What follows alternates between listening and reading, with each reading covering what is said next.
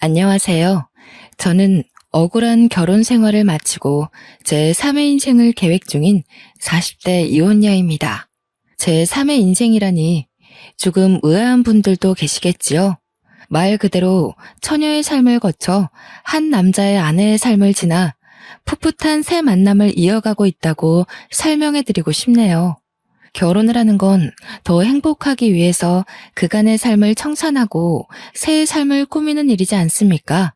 그런데 제 삶의 삶이 왔다는 건 당연히 제 2의 인생을 못 살았기 때문에 그 다음의 미래를 계획했다고 볼 수 있겠죠. 맞습니다. 저는 결혼을 해서 실패했고 그 흔한 이혼 가정 이야기를 들려드리고 싶어 사연을 찾게 되었습니다. 그런데요, 제가 이혼을 하게 된 이유마저 과연 흔한 일이었는지 한번 들어봐 주시겠어요? 저는 제가 생각해도 정말 말도 안 되고 바보 같은 일로 이혼을 하게 되었는데요. 남편과 대학 때 실수로 혼전 임신하여 이른 나이에 결혼을 할 수밖에 없었고, 그때는 아이를 낳는 것보다 그 반대를 선택하는 게 더 무서웠던지라 남편과 영원의 약속을 해버린 겁니다. 저희 부부는 시댁과 친정에게 나란히 버림받았어요. 억지로 만들어진 상견례 자리에 경찰까지 출동할 정도로 대판 싸움이 일어나기도 했어요. 이런 사고는 누가 봐도 남자 쪽 과실이 아닌가요? 대체 이 어린애를 무슨 말로 꼬드겼으면 이런 사고를 친단 말이에요. 우리 딸은 착하게만 자라서 이런 실수 같은 거 할 엄두도 못 내는 애란 말입니다. 여자애가 피임을 제대로 했으면 이 사단이 나지 않았을 거 아닌가요? 착실하게 잘 살고 있는 내 아들 발목 잡은 게 누군데 그쪽이 큰 소리세요? 제 아들 앞길은 어떡할 거예요? 앞으로 장차 크게 될 아이를 그쪽 딸 때문에 망치게 된 거잖아요. 말씀 웃기게 하시네요. 누가 누구 발목을 잡아요? 내 딸내미 발목 잡은 게 그댁 아들인데 출산하면 여자 쪽이 손해가 훨씬 큰데 무슨 말씀이세요? 댁 아들은 싸지르고 떠나면 그만이지만 제 딸은 이미 몸 한 번 망가뜨린 채로 평생을 살아야 되는 거라고요. 이보세요. 말 조심하세요. 어쩜 그리 말씀을 교양없게 하세요? 아, 이제 보니까 딱 알겠네요. 이런 집안에서 자랐으니 댁 딸이 발랑 까진 거지요. 상견례 자리에서 서로에 대한 예의는 눈꼽만큼도 없었습니다. 결국 몸싸움까지 나고 남의 장사 시끄럽게 만든 죄로 경찰이 출동했던 거죠. 심지어 저희는 그 자리를 끝까지 지키지 못했어요. 이대로 저희를 떼어놓으려고 선언하는 양가 부모님한테서 도망치고 말았습니다. 그 뒤로 저와 남편은 절대 양가 어른들을 찾지 않았어요. 그렇다고 양가 부모님이 또 저희를 아쉬워한 건 아니었습니다. 저희들에게 이혼할 거 아니면 얼굴 비출 생각하지 말라고 단단히 으름장을 놓는 거 있죠. 어른들은 정말 너무하다 싶을 정도로 저희 둘을 모른 채 했고 죽었는지 살았는지 내다보지도 않을 만큼 내버려 두었어요. 시댁도 친정도 저희의 미래를 반기지 않는지라 결혼식은 당연히 하지 못했습니다. 혼인신고만 하고 살았죠. 또 어른들에게 도움받는 것이 일절 없었기 때문에 신혼집도 어렵게 시작을 할 수밖에 없었어요. 대학가 주변에 원룸을 구해서 결혼 같지도 않은 살림을 하며 지내게 되었답니다. 그럼에도 저희 부부는 굴하지 않고 서로만을 위하며 살았어요. 사랑하는 마음이 서로에게 큰 힘을 줄 수 있다는 걸 느꼈고 그 힘은 어려운 처지에 굴하지 않도록 위대한 에너지를 주었죠.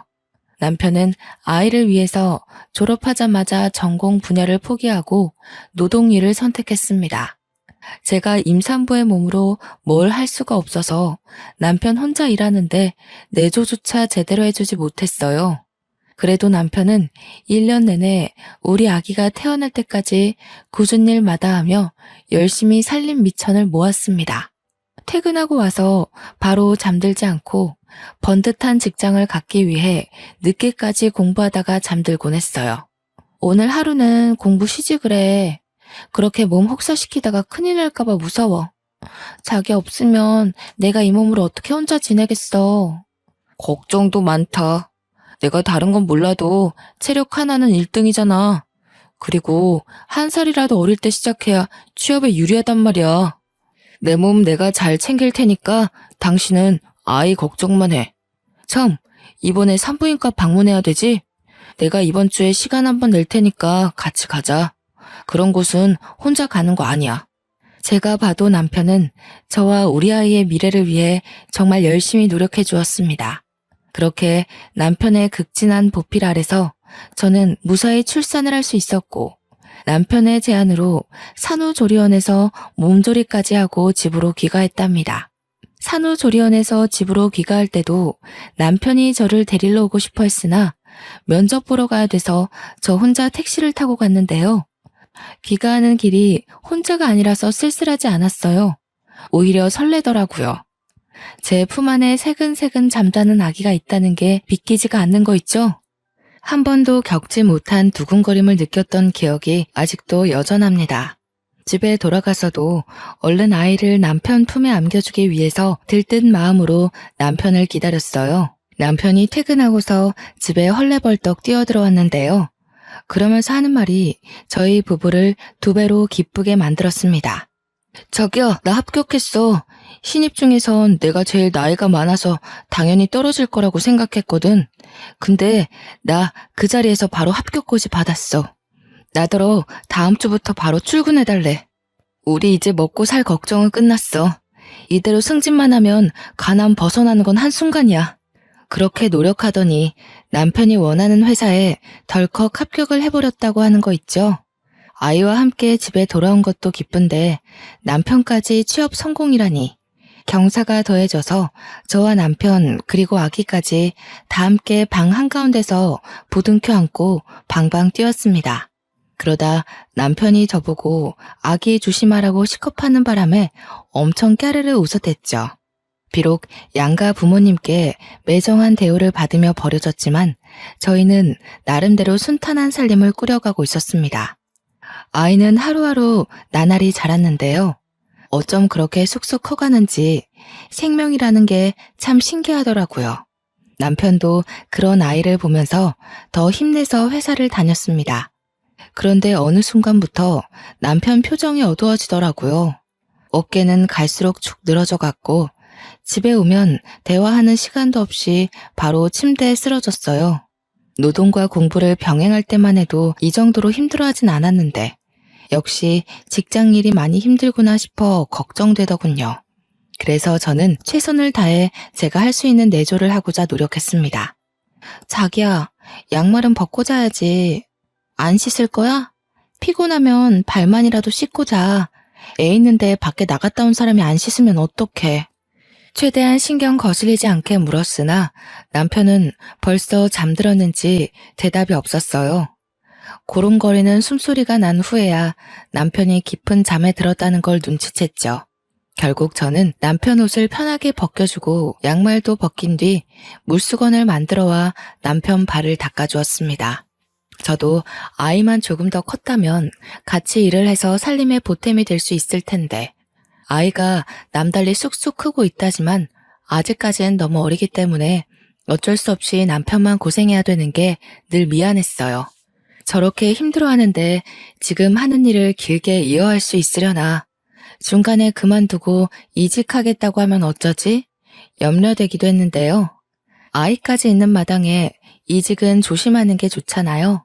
그래서 제가 할 수 있었던 건 더더욱 남편 심기 건드리지 않고 조용히 사는 거였어요. 그런데 말입니다. 아니나 다를까 남편이 한날 집에 와서 하는 말에 정말 기절초풍할 뻔했습니다. 남편이 친구와 함께 창업을 하기로 했다면서 사업 계획을 저한테 들려주는 거 아닙니까? 신이 나서 흥분한 채 얘기를 해주는데 누가 보면 복권이라도 당첨된 줄 알았죠. 자기야, 그런 건 돈 있는 사람들이나 하는 거 아니야?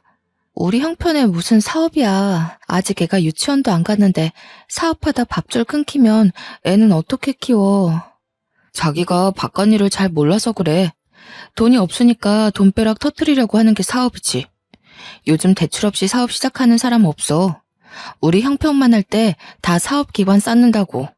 당시 제가 사업이란 걸 잘 몰랐던 거 맞아요. 제 주변에 친구들도 월급쟁이만 있었지 사업하는 사람은 없었으니까요. 뭘 잘 모르니까 대꾸를 못하고 있었는데 남편이 연이어 하는 말에 이건 좀 아니지 않나 싶었어요. 대출은 친구가 받는다고 해서 내가 매달 친구한테 돈을 붙여줘야 돼. 그럼 우리 생활비를 조금 아껴야 될 것 같은데. 괜찮지? 생활비를 줄여야 할 정도야?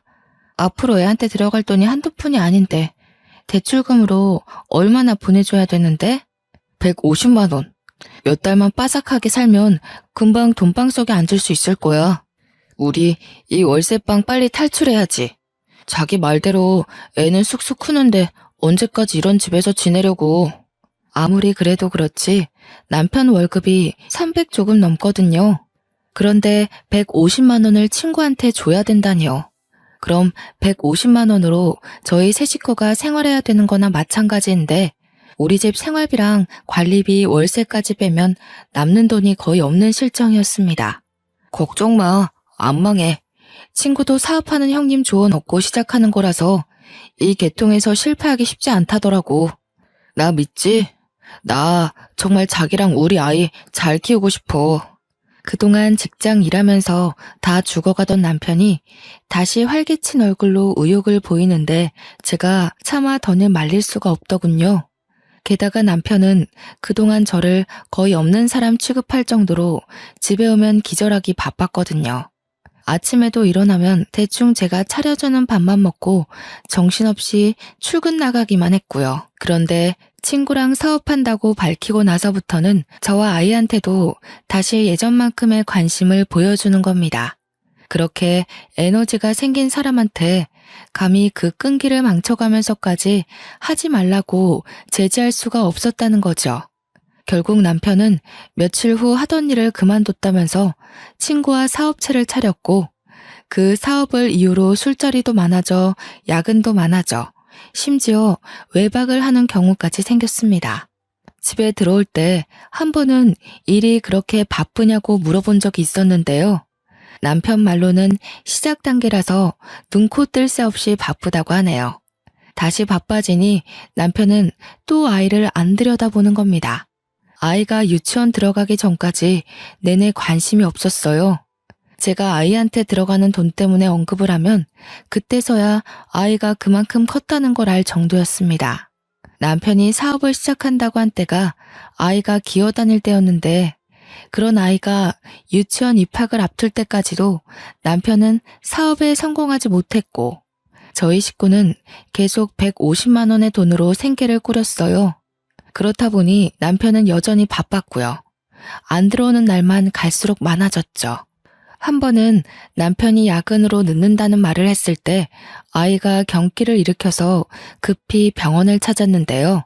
아이가 잘못될까봐 너무 무서워서 떨리는 마음으로 남편한테 전화를 했는데 몇 번을 해도 안 받는 겁니다. 결국 그 무서운 순간을 저 혼자 다 해결하고 나서야 남편한테 전화가 오더라고요. 저는 너무 놀라고 겁났던 순간을 회상하면서 남편한테 원망 섞인 화를 표출했어요. 도대체 왜 이렇게 전화를 안 받아? 내가 얼마나 무서웠는지 알아? 지금 지웅이 병원에 있다고. 뭐가 얼마나 바쁘길래 내 전화를 안 받을 수가 있어? 지웅이한테 무슨 일 생긴 거야? 병원이라니 애가 어디가 안 좋길래. 아니다. 내가 지금 그리 갈 테니까 병원 주소 불러봐.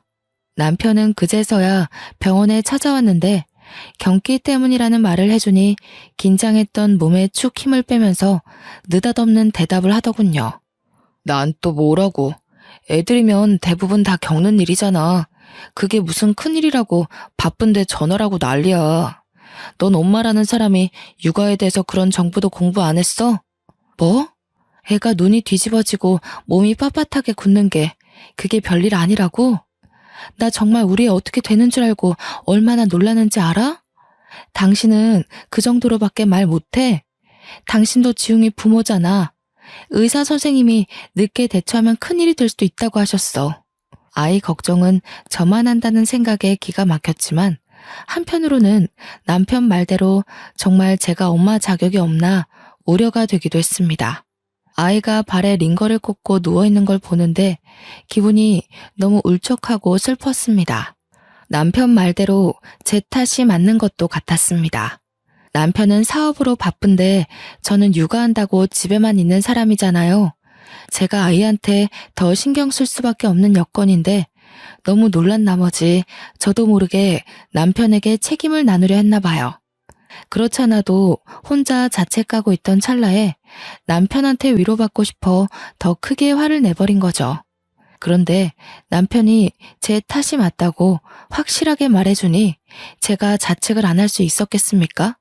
그래서 그날 이후 저는 아이에 대한 정보를 TV나 비디오를 통해 공부해 나갔어요. 아이를 업고 외출을 하여 도서관에서 책을 빌려오기도 했죠. 덕분에 저는 아이를 좀 더 건강하게 케어할 수 있었습니다. 그러나 정작 문제를 일으킨 건 우리 아이가 아니라 바로 남편이었는데요. 아이가 유치원을 들어가게 될 무렵 남편이 일을 늦게 끝내고 와서 새벽에 하는 말이 정말 어처구니가 없었어요. 다짜고짜 저를 앉혀두고 이혼을 하자고 하는 게 아니겠습니까? 우리 사이에 이혼을 할 만큼 별다른 문제가 있었던 것도 아니고 서로 얼굴 못 보는 날이 많기도 했으나 남편이 집에 온 날 다툰 적도 그다지 없었어요. 그런데 이혼이라뇨. 지금 뭐라고 했어? 뭐? 이혼? 내가 당신한테 뭐 크게 잘못했어? 갑자기 그게 무슨 말이야? 우리 애가 이제 유치원을 들어가. 그런데 이혼이라니 대체 왜? 진정하고 진짜 이혼이 아니라 가짜로 이혼하는 척을 하자는 거야. 사업하는 유부남들이 종종 이렇게 해. 하는 사업이 좀 힘들어지면 쓰는 방법이거든. 도대체 얼마나 큰일이길래. 아무리 일이 안 돌아간다고 하더라도 이혼을 하는 법이 어딨어. 정말 사업이 그런 거야? 나는 도무지 이해가 안 돼. 내가 하는 일이 좀 안 풀리고 있어서 그래. 아무래도 정책인 것 같아. 지금 집에서 나가는 세금이라도 줄여야 할 판이라서 급해. 사업 해결되면 다시 재결합하면 되니까 당분간만 이혼하자. 가짜 이혼이라니. 도무지 제 상식선에서는 그런 걸 할 수 있다는 게 이해가 안 되더라고요.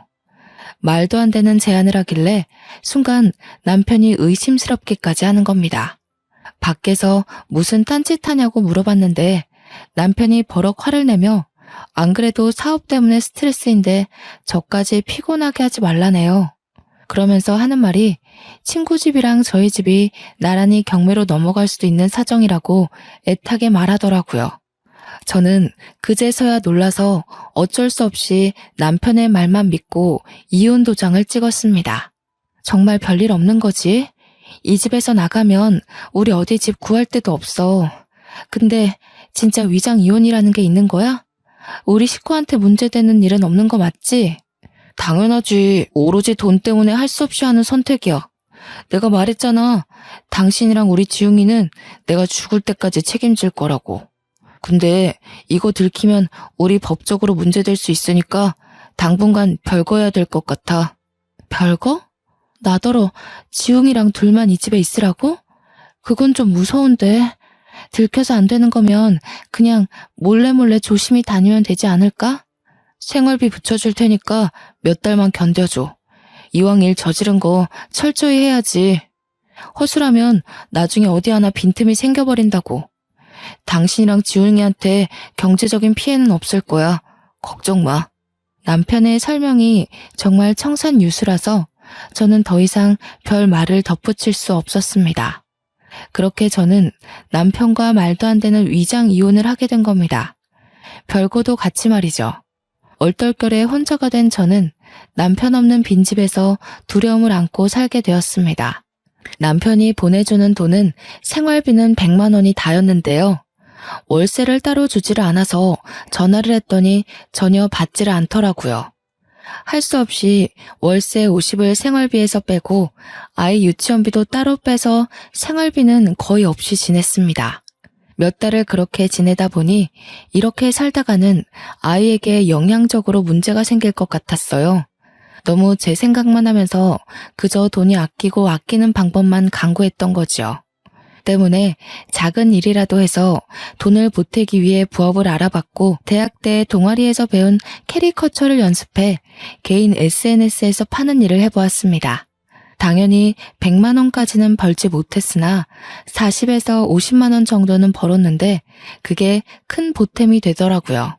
그 정도로만 아이의 옷을 사입히고 먹이는데 양질이 달라지는 거 아니겠습니까? 참 다행이었어요. 저는 나름대로 남편의 부재로 인한 두려움을 차차 극복해 나갔습니다. 다만 남편과 연락만 잘 되어도 더할 나위 없이 마음을 놓을 텐데 연락이 너무 안 되는 게 유일한 문제였습니다. 저희가 별거를 하더라도 남편이 2주에 한 번씩은 몰래 와서 얼굴을 보여줬거든요. 그런데 이번 달은 달월이 지나도록 안 오더라고요. 심지어 생활비도 안 붙여줬어요. 그나마 아끼면서 모아놓은 돈이 있어서 다행인 형편이었습니다. 블로그에 팔고 있는 작품을 어느새 100만 원 언저리 정도로 벌고 있을 때였거든요. 대체 남편 일이 어떻게 되어가고 있는지 알고 싶었지만 연락이 안 되고 남편 동업자라는 사람도 제가 몰라서 어찌 알아볼 수 있는 방도가 전혀 없었어요. 그래서 마냥 이렇게 기다리는 수밖에 없는 실정이었죠. 그렇게 별다른 수를 못 쓰고 막연히 남편만 기다리며 지내고 있을 때에 제게 전화 한 통이 걸려왔는데요. 다름 아닌 남편이 함께 동업을 한다던 동네 형님이었습니다. 제가 더 이상 입 다물고 있으면 재수 씨한테 죄지는 기분이 들어서요. 사실은 저랑 태수 사업한 적 없다는 거 알려드리려고 연락했습니다. 제가 태수 있는 주소를 드릴 테니 한번 찾아가 보세요. 제가 이날 들은 소식이 얼마나 엄청난 일이었는지 한참을 실감하지 못했습니다. 어안이 벙벙했죠. 아니, 이게 무슨 말일까요? 사업을 한 적이 없다뇨. 제 남편은 사업한다고 직장 일을 그만둔 지가 오래지 않습니까? 동업자인 줄로만 알았던 남편의 아는 형님은 끝까지 송구스런 말투로 사과만 하다가 전화를 끊었습니다. 그러고 바로 문자 하나가 도착하더군요. 제가 전혀 모르는 주소지였습니다. 이분 말이 다 사실이라면 남편이 여태 저한테 거짓말을 했다는 것밖에 안 되는데 왜일까요? 영 가늠도 안 되고 혼란스럽기만 했습니다. 일단은 남편이 있다는 이 주소로 찾아가 봐야 답이 나올 것 같았어요. 그래서 그 야밤에 아이까지 데리고서 밖을 나섰죠. 이 주소대로 택시 기사님에게 말해서 도착한 곳은 다름 아닌 사람 사는 오피스텔이었습니다. 이런 곳에서 사무실을 차리고 일을 한다는 말도 많이 들었기 때문에 초인종을 누를 때만 해도 이곳이 그저 오피스 사무실이라고 굳게 믿고 있었죠. 그러나 문을 열어준 남편과 남편이 안고 있는 웬 남자아이를 보곤 제 신뢰가 한순간에 바닥을 치고 말았습니다. 저는 너무 놀라서 아무 말도 못하고 멍청하게 남편과 그 아이를 번갈아 보기만 했어요.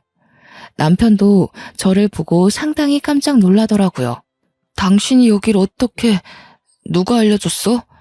이 먼 길을 지웅이까지 데리고 온 거야? 찬우야, 잠깐만 엄마한테 가 있어.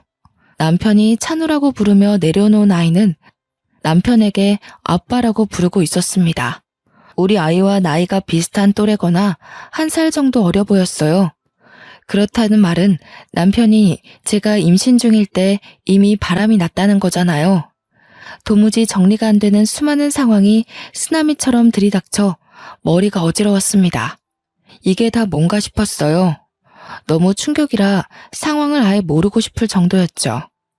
그러나 저는 이미 남편이 저지른 짓을 알 수밖에 없었고 남편이 저와 제 아들에게 무슨 잘못을 저질렀는지 눈치채버리고 말았네요. 한 가지 딱 명확한 사실이 있잖아요. 제 남편이 불륜을 저질렀다는 거.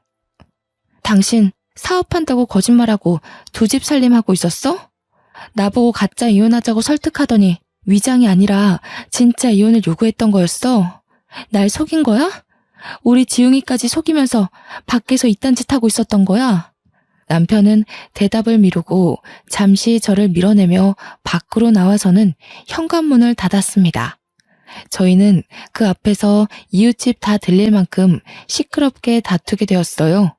그래, 우리 이혼한 거 맞아. 그래서 뭐? 너도 동의하고 도장 찍었잖아. 대체 여기가 어디라고 애까지 끌고 찾아와?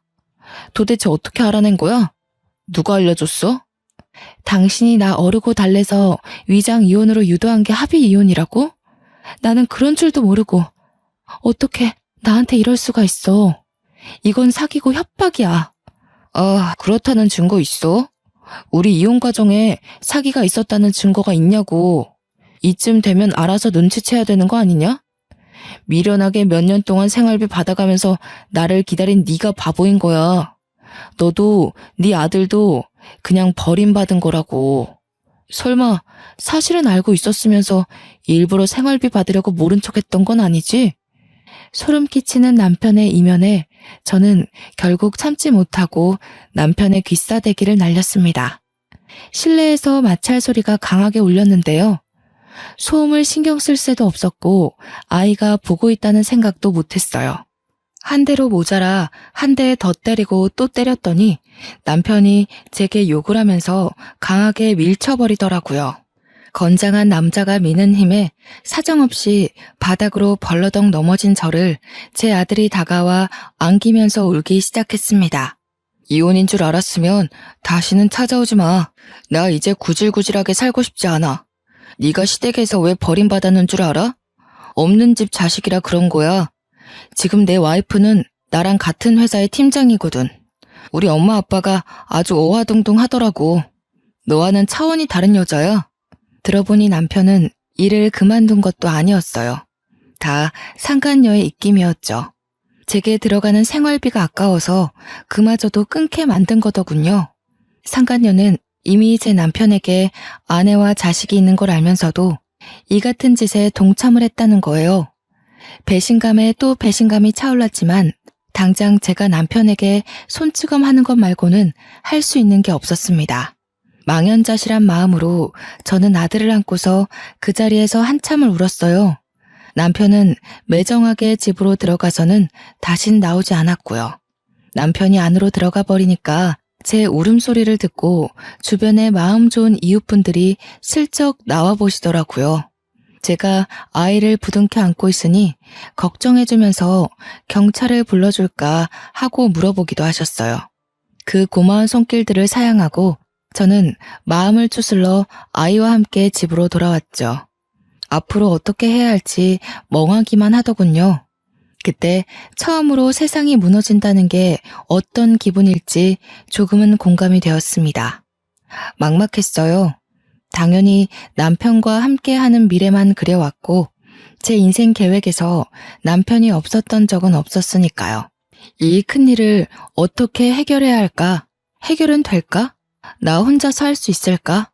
한참 생각으로 멍해 있던 차에 제 기운을 차리게 해준 건 다름 아닌 제 아들이었습니다. 지용이가 엄마 하면서 품에 잡고 파고들어 나름 정신을 차린 거였죠. 제 삶은 대부분 지용이를 위한 삶이었는데 비록 남편이 없다지만 지용이를 생각해서라도 마냥 슬퍼하고만 있을 순 없겠더라고요. 저 혼자였다면 아마 이렇게 금방 마음을 다잡을 수는 없었을 겁니다. 일이 이렇게 돼버린 거 남편이 다시 돌아오지 않는다는 걸 빨리 받아들이고 나니 저는 어떻게든 남편의 불륜 가정을 뒤집어버리고 싶은 도끼가 생기더군요. 우선은 남편과의 지난 날을 자꾸만 상기시켜주는 이 집에 있는 게 싫었습니다. 짐을 챙기고 집을 나오면서 많은 생각을 했어요. 아무래도 아들이 입는 입장이라 여자인 제가 혼자서 어줍잖은 복수를 하는 건 저한테 불리하기만 할 것 같았는데요. 그러다 보니 문득 떠오른 사실이 하나 있더군요. 친정 쪽에 외삼촌 딸이 어린 나이에 사법고시 패스한 법조인이라는 것 말이죠. 제가 결혼하기 전에 집안에서 한바탕 축제를 한 적이 있었어요. 제가 남편과 결혼하고 살면서 친정의 버림을 받았었기 때문에 연락 한 통 해본 적 없었거든요. 오로지 아들 하나만 위하고자 생각하며 이번 일로 욕먹을 각오를 하고 전화를 걸었습니다. 고 잘 됐다. 그렇지 않아도 그놈 어떻게 떼어내야 되나 내내 그 생각만 하면서 살았는데 너는 보는 눈이 없어도 너무 없었어. 그놈 딱 봐도 관상이 바람필 상이더라. 그 벌레 같은 놈 잘 떼었다. 아이고 속 시원해라. 바로 고소해버리면 돼 딸. 다른 건 걱정하지 마. 엄마 미안해. 이렇게 사는 꼴 보여주려고 그동안 연락 안 했던 건 아니었는데 내가 잘못 판단했어. 엄마 아빠 말이 맞았어. 그리고 나한테 5살 아들이 하나 있거든. 아들은 아직 아빠한테 무슨 일이 일어났는지 몰라. 다 내 탓이지 뭐. 네가 미안할 게 뭐가 있어? 다 그 막대 먹은 집안의 아들놈 때문이지. 아이고, 나한테 손주가 있었구나. 애 얼른 데리고 와라. 그쪽 집안에 내 새끼 내줄 생각 추호도 없으니까. 당연히 화낼 줄 알았던 친정 부모는 저의 이혼을 기다렸던 사람처럼 가슴을 쓸어내리셨어요. 제가 이미 결혼을 해버린 건 어쩔 수 없다고 생각하셨고 이혼녀 꼬리표를 달게 되더라도 이혼을 바라셨던 거죠. 이래서 어른이 하는 말 들으면 자다가도 떡이 생긴다는데 그냥 전해지는 속담이 아니었네요. 남편이 그렇게 떵떵거리면서 시댁이 저를 뭣도 없는 거지로 본다고 했던 것처럼 저희 친정도 사위를 능력 없는 빈털터리에 카사노바로 봤던 것입니다. 이런 사실도 모르고 남편이 의기양양했다고 생각하니 우습더군요. 보나마나 남편과 상간녀 또한 제 꼴이 날 거라고 확신합니다. 한 번 바람핀 놈은 2번, 3번 같은 일로 같은 결과를 낳을 테니까요. 친정 부모님의 부름에 저는 마음 놓고 아들과 함께 친정에 찾아갔습니다. 친정 부모님은 그날 제 아들을 처음 만났는데요. 엄마랑 아빠가 손주를 이렇게 좋아하는지 몰랐어요. 지용이를 얼마나 예뻐하던지 남편은 하나도 안 닮고 저를 쏙 빼닮았다며 더 좋아했죠. 그리고 다음날 바로 친정 부모님이 외삼촌 딸을 만날 수 있도록 자리를 마련해 주었습니다. 저는 시간 내어 외삼촌 집을 찾아갔고 저녁 한 끼를 같이 먹으며 제 사정을 모두 설명했죠. 아무리 식구라고 하더라도 제 개인적인 일이라서 당연히 변호사 선임 비용을 마련해 놨는데요. 그런데 이게 웬일입니까?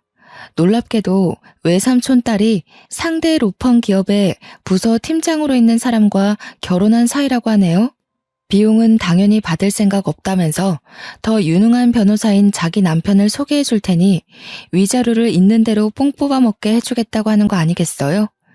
전문가 말씀이라서 그런지 굉장히 믿음직스럽고 힘이 되더라고요. 덕분에 저는 돈 한 푼 안 들이고 최고 변호사를 등에 업게 된 거죠. 사촌의 남편은 역시 능력이 출중한 변호사라 그런지 일 처리 능률이 남달랐습니다. 위장 이혼이었다는 정황은 밝히기가 어려울 수 있으나 상간녀 소송이 가능하고 시댁에서 모든 사실을 알고 있음에도 방조한 책임은 거액의 벌금으로 판결 내릴 수 있으며 남편의 2집 살림 부정행위가 특히 위자료를 최대치로 올릴 수 있는 수단이 될 거라네요. 아마 이걸 밝히는 과정에서 잘만 파고든다면 위장 이혼 사실을 끌어낼 가능성도 없지 않다고 했습니다. 이 같은 판례가 3년 전에 위자료 1억을 받은 적이 있다면서 저보고도 충분히 가능하다고 했죠. 심지어 지금은 그 사이에 법이 보다 더 냉철하게 개정되어 더한 위자료를 뜯어낼 수도 있다고 해요. 그러니까 아이 지용이에 대한 미래는 전혀 걱정하지 말라고 확신을 주었습니다. 너무 감사하고 큰 힘이 되었죠. 덕분에 저는 1억에 가까운 위자료를 받고 소송을 마무리했습니다. 남편이 전화가 와서 욕을 많이 했어요. 제가 차곡차곡 준비를 해서 소송을 한 거라 빈틈이 없었기에 급하게 변호사를 선임했던 남편에겐 당연히 갑작스런 상황이었을 수 있겠죠. 그 일로 상간녀와도 크게 다투었다고 들었습니다. 남편과 통화를 하던 도중 옆에 상간녀가 함께 있었는지 저를 내버려 두고 둘이서 다투는 소리를 들은 적이 있는데요. 네가 생활비 끊으라는 말만 안 했어도 얘가 소송하는 일은 없었어. 그러게 내가 돈 부분은 시간 두고 차차 해결하자고 했지. 네가 서두르는 바람에 이 모양이 된 거 아니야. 뭐라고? 당신 지금 내 탓하는 거야? 당신도 그 여자한테 들어가는 돈 아까워했잖아. 이제 와서 소송당하니까 왜 딴 말해? 지금 그게 아들 듣는 앞에서 할 소리야? 그래서 나랑 살림 차린 거 후회하는 거냐고. 네가 행동 거지를 똑바로 했으면 내가 이러겠냐고. 너 때문에 우리 집이 망한 거나 다름없어. 당장 처가 식구들한테 돈 달라 그래. 내 돈 빠져나간 거 네가 다 해결하라고. 그날 둘이 한참이나 언성 높이면서 싸우더라고요. 중간에 아이가 우는 소리까지 들렸는데 남편이 그 아이한테도 조용히 하라며 소리를 치는 거 아니겠습니까? 안 그래도 머리 아파 죽겠는데 찬우 입 좀 막아봐. 우는 꼴 보기 싫으니까 데리고 나가던가. 정신없어. 누굴 닮아서 저렇게 목청이 큰 거야? 당신 미쳤어? 당신 아들한테 그게 무슨 막말이야. 왜 우리 찬우한테 애먼 욕을 하냐고. 나가려면 당신이 나가. 여기 내 집이야. 오, 그래. 내가 나갈게. 집구석 한번 잘 돌아간다. 내가 여기서 나가면 너랑도 끝인 줄 알아. 네가 어디 나 없이 혼자 애 키울 수 있을 것 같아? 내가 너 회사에 다 소문낼 거야. 내 가정 망친 불륜녀라고. 둘은 거액이 나가는 바람에 서로 굉장히 예민해진 듯 했습니다. 원래부터 시댁이 잘 사는 집이 아니었거든요. 그냥 외동 남편 하나 먹여 살릴 수 있는 정도의 평범한 가정이었어요. 그래서 시댁이 돈 많은 집안의 며느리를 원했고 그 조건에 상간녀가 부합했다는데 결국 그 상간녀랑 저렇게 되는 바람에 그나마 있는 돈까지 털려버린 꼴이 된 거죠. 시댁은 억대의 재산이 통장에 찍힌 걸 본 적도 없는 사람들이에요. 그런 사정에서 제게 큰 위자료를 주는 바람에 빚까지 지게 된 겁니다. 한 번은 결혼 생활 내내 전화라곤 온 적이 없던 시댁에서 이혼하고 나니까 연락이 왔더라고요. 안 받으려다가 너무 끈질기게 연락이 와서 한 번 받았더니 아쉬운 소리를 하대요. 지웅애미야, 우리가 결혼 반대했을 때 상처 많이 받았지? 이 늙은 사람들이 뭘 알고 그랬겠니? 지난 날은 용서해주면 안 될까? 내가 보니까 너만한 며느리가 없더라고. 재원이가 어디서 이상한 여자를 데려와서는 집안을 빈털터리로 만들어버렸다. 그만 돌아와주면 안 되겠니? 죄송한데요. 이미 저랑 재원 씨 관계는 종결났어요. 그리고 아쉬운 마음에 이제야 용서 얘기를 하시는 것 같은데요. 여자도 여자지만 재원 씨가 그 집을 빈털터리로 만든 거예요. 남 탓 좀 그만하시고 남으로부터 형편 피하려는 생각도 제발 좀 작작하세요. 네가 화났다는 거 충분히 이해한다. 우리가 다 잘못했어. 우리 재원이랑 다시 재결합만 해주면 내가 무슨 수를 써서라도 너희들 잘 먹고 잘 살도록 도와주마. 내가 너 말고 무슨 며느리를 드리겠니? 이봐요. 저랑 상견례 이후로 얼굴 본 적도 없지 않아요? 언제 봤다고 자꾸 며느리래요? 그리고 흙탕물인 줄 알면서 그걸 한 번 더 밟는 사람들이 어디에 있답니까? 제 번호 재현 씨가 알려준 것 같은데 재현 씨가 대신 저 붙잡아 달라고 했나 보죠? 똑똑히 말씀드릴게요. 아줌마 아들 최악이니까 다신 엮이는 일 없게 해달라고 하세요. 전화를 끊기 전 시모가 자기 분에 못 이겨 소리를 쳤는데 옆에서 전 남편이 시모를 말리는 소리가 들리더군요. 여보, 우리 엄마 말고 나랑 얘기 좀 해. 한 번만 만나주라. 아니, 나한테 한 번만 기회를 줘. 내가 잘할게. 당신만 돌아와준다고 약속하면 그 여자 내가 당장 처리할 수 있어. 예전에는 남편이 이렇게 절절매는 마음으로 부탁한 것들이 정말 진심으로 와닿았는데 역시 사람은 아는 것만큼 보인다고 이젠 그저 가식으로만 보이더라고요. 시댁에서 어떻게든 저를 꼬드겨서 그 빚을 청산해보려고 하는 것 같은데 제가 한 번 당하지 두 번 당하겠습니까? 철저히 무시해 주었네요. 그리고는 한동안 그쪽에서 연락이 없더라고요. 좀 잠잠해진 기회를 빌어 제게 최고 은인이자 식구인 로펌 팀장님께 그러니까 제 외사촌과 외사촌 남편분께 감사 인사를 전하러 찾아간 적이 있었는데요. 그 자리에서 오히려 제게 같은 팀장 직급의 지인 변호사 한 분을 소개해 주더라고요. 그분도 돌싱인데 아이가 없는 착실한 남자라고 합니다. 부인이 바람나서 이혼했다고 했어요. 당장 남자를 만날 생각은 없지만 저를 도와준 두 분께 감사하여 우선 만남의 자리에 응답을 했는데요. 남자분이 생각보다 괜찮았고 특히 우리 지웅이를 너무 좋아해 주더라고요. 아이를 되게 잘 돌보시네요. 아이 기른 적이 없다고 들었는데 능숙하신 것 같아요. 저희 지웅이가 낯을 많이 가리는데 이렇게 초면에 남의 무릎에 앉아 있는 건 처음 봐요. 그런가요? 제가 아이를 참 좋아하거든요. 어쩜 이렇게 예쁜 아이들이 있을 수 있는지. 미순 씨랑 정말 똑 닮았어요. 아이랑 언제 한번 놀이공간에 놀러 가고 싶은데 될까요? 당연히 미순 씨랑 같이요. 이성 간의 만남에 전혀 기대가 없었던 저는 남성분의 따뜻한 배려와 씀씀이를 보고 일단은 이런 가벼운 관계로 더 만나볼 예정이었어요. 참, 제가 온라인에다가 작품을 만들어서 팔고 있다고 했잖아요. 원래 100만 원 내외로만 수익이 났었는데 꾸준히 하다 보니까 요즘 입소문을 타서 제법 돈이 되는 거 있죠? 그 돈은 오로지 자유적금으로 모으고 있어요. 워낙 위자료가 많아서 삶은 이미 풍족했거든요.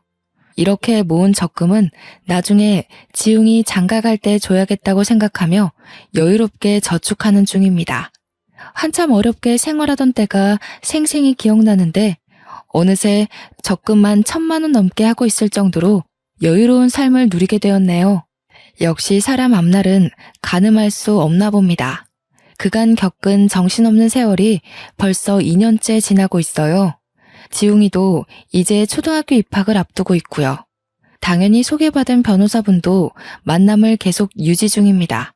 인생이 잘 풀리니 세상이 이렇게나 아름다운 거였더라고요.